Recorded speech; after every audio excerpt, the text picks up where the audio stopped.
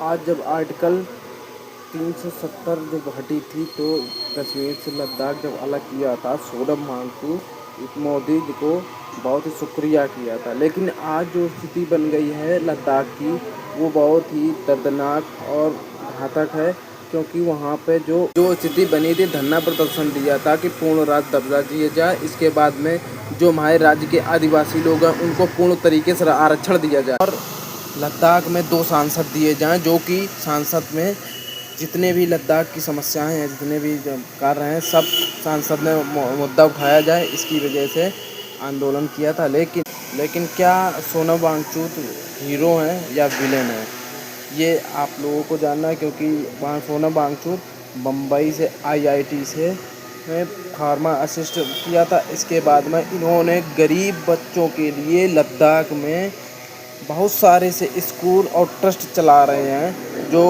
बच्चे वहाँ पे पढ़ रहे हैं उनकी बहुत सी हेल्प हो रही है।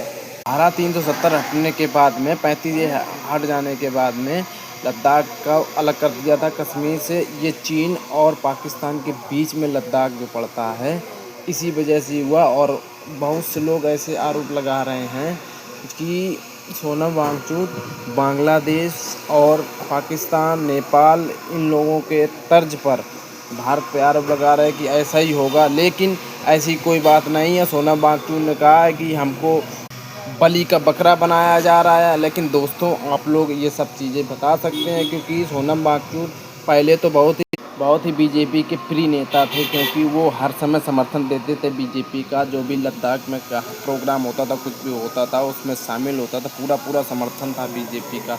लेकिन ऐसा क्या हुआ, गृह मंत्रालय ने तो जारी कर दिया है दोस्तों कि सोनम ने उकसावा भाषण दिए हैं, जैसे कि नेपाल का एग्जाम्पल दिया, इसके बाद बांग्लादेश का दिया, पाकिस्तान का भी, अपने जितने सारे पड़ोसी देशों के एग्जाम्पल दिए। इसी वजह से जनता, जो युवा वर्ग है जनजड़ के, वो कई भड़क गए और भड़क हो जाने के बाद में सीधे बीजेपी का जो कार्यालय था वो फूंक दिया। इसके बाद सीआरपीएफ की जो गाड़ियां थी उनको फूंक दिया।